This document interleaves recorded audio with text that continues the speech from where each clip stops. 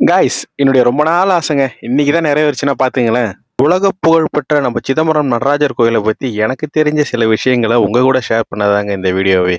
சோழர்கள், பல்லவர்கள், விஜயநகர பேரரசுகளால புனரமைக்கப்பட்டது மட்டும் இல்லாம அந்த அரசுகளால மானியமும் பெறப்பட்டிருக்குங்க நம்ம கோயில். கிட்டத்தட்ட 22 ஏக்கர் பரப்பளவுல இந்த கோயில் உருவாக்கப்பட்டிருக்குங்க. பிரம்மாண்டமான 4 ராஜ கோபுரங்களும் 108 சிற்பங்களும் கல்வெட்டுகளும் சிவகங்கை என பெயர் கொண்ட குளமும் நம்ம கோயிலை இன்னுமுமே பிரம்மாண்டமா காட்டுதுங்க. தில்லை மரங்கள் அதிக அளவுல காடு போல இருந்தனால இந்த ஊருக்கு தில்லைவனம்ன்ற பேர் இருந்துச்சுங்க. அதுக்கப்புறம் காலப்போக்கில் பஞ்சபூதங்கள்ல ஆகாய ஸ்தலமா விளங்குறதுனால இந்த கோயிலுக்கு சிதம்பரம்னு பேர் வச்சாங்க. சித்தம்னா இதயம், அம்பரம்னா ஆகாயம், இது ரெண்டுத்தையும் சேர்த்து தாங்க சிதம்பரம்ன்ற பெயரு.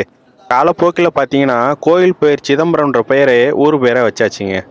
நீங்க பணக்காரனா இருந்தாலும் சரி, பரம ஏழையா இருந்தாலும் சரி, 10 நிமிஷத்துக்கு மேல சாமியை பார்க்கணும்னு காத்திருக்க தேவையில்லைங்க. ஏன்னா வரிசையில வந்து சாமியை பார்க்குற சிஸ்டம் இங்கே கிடையாதுங்க.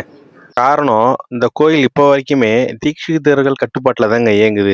மாநிலத்துக்காரங்களா இருந்தாலும் சரி, வெளிநாட்டுக்காரங்களா இருந்தாலும் சரி, இந்த கோயிலுக்கு வந்தாங்கன்னா இங்கே உள்ள தீட்சிதர்களே இந்த கோயில் தல வரலாறு பற்றி மிக அருமையாக விளக்கம் கொடுப்பாங்க. அதுக்காக அவங்க எந்த சார்ஜும் வாங்குறதும் இல்லைங்க. என்னன்னு கேட்டிங்கன்னா, நம்ம கோயிலில் உண்டியலே கிடையாதுங்க.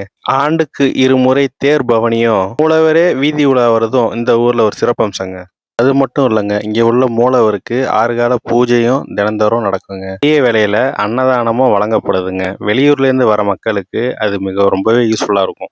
திருவாதிரை நட்சத்திரத்தில் பிறந்தீங்கன்னா கண்டிப்பாக இந்த கோயிலுக்கு வந்து ஒரு அர்ச்சனை பண்ணிட்டு போங்க. ரொம்பவே சிறப்பாக இருக்கும் உங்களுக்கு. மேலும் இது போல சிதம்பரத்தினை பற்றின தகவலை பற்றி தெரிஞ்சுக்கொள்ள மறக்காமல் நம்ம சேனலை சப்ஸ்கிரைப் பண்ணுங்கள், ஃபாலோ பண்ணுங்கள். பாய்.